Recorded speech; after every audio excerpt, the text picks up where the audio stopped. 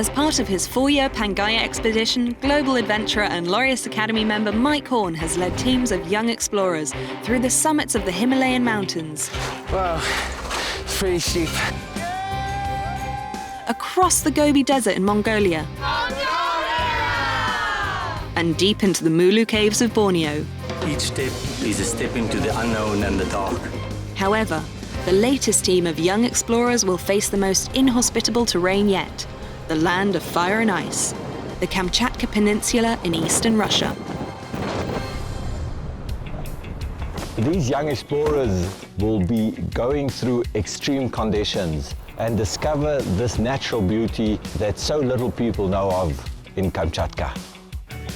During their first few days of the expedition, the young explorers researched climate change, experienced local traditions, and prepared for their ultimate challenge, climbing to the summit of the Avachinsky volcano.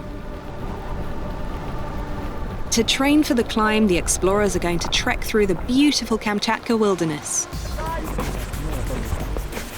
Braving the elements head-on, the reality of the harsh conditions quickly become apparent to the young explorers and their guide as they trek several kilometers to the National Thermal Hot Springs. We've just arrived at the thermal springs. It's a massive geyser that comes out of the water and sprays steam up into the air, and the water is over 200 degrees. You have to really be here to feel the intensity of it. It's quite amazing, bubbling out of the earth. Absolutely incredible. I want to find out about the beauty of this place, the new resources that we could use, the sustainable ways that we could live. Volcanic activity has been harnessed and plays an important role in providing sustainable energy in Kamchatka. And at the Munovaski geothermal power station, the young explorers learn how steam is used to generate electricity. It's so hot you can't put your hand in there. It's unbelievable. Outside it's snowing and there's ice everywhere, and there you can't touch the water. The land of fire and ice. With the day drawing to a close, the young explorers head back to base. After a morning of careful planning, the group is ready to set off on their trek to the summit of the Avachinsky volcano. For the first leg of their trip, the young explorers will be assisted by some local transportation. These are 4-legged machines charged with energy, and we call them sled dogs. The young explorers will be able to travel distances that before wasn't able to walk. Andre, the owner of this place, he gave us some tips, and I hope I'll be able to put those in practice. We've got 3 sleds, 18 dogs, and we're just about to set off. It's going to be a huge trip, and the dogs are more excited than us. They are making so much noise.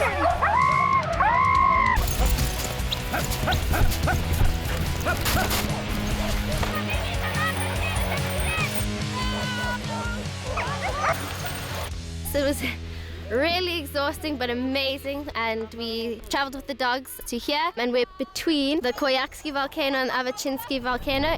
The young explorers covered a distance of about 32 kilometers with the dogs and ended up in the valley of the Dry River. The Dry River valley leads up to the Avachinsky volcano. We're going on the tip of that volcano over there. We can't even see it. We're walking up in the clouds. The weather isn't as great as we hoped it to be, but hopefully the conditions won't be so bad on the top, so we can come back in one piece.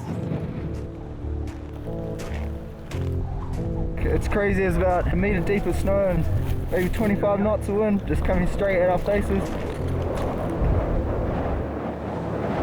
I'm so hot and it's so cold, and the sledge is really heavy.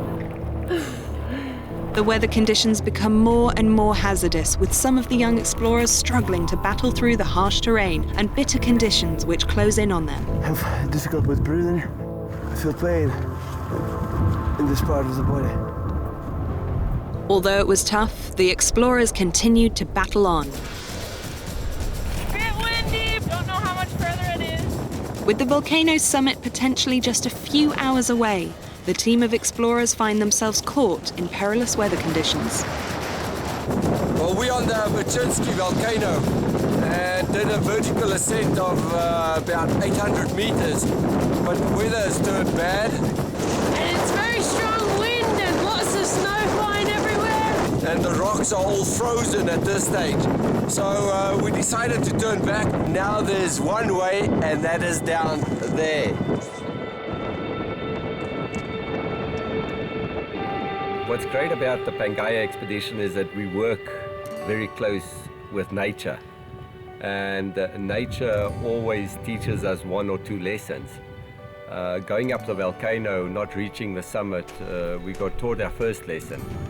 And then a bad spell of weather came in. We decided to leave the region of the volcanoes, Avachinsky, and head down back to the dog kennels, simply because the conditions was becoming unlivable. The young explorers did an amazing 30-kilometer trek right from the top of the pass all the way back, and for us that is really an amazing way of ending this expedition, where nature wins once more and we have to abide by its rules.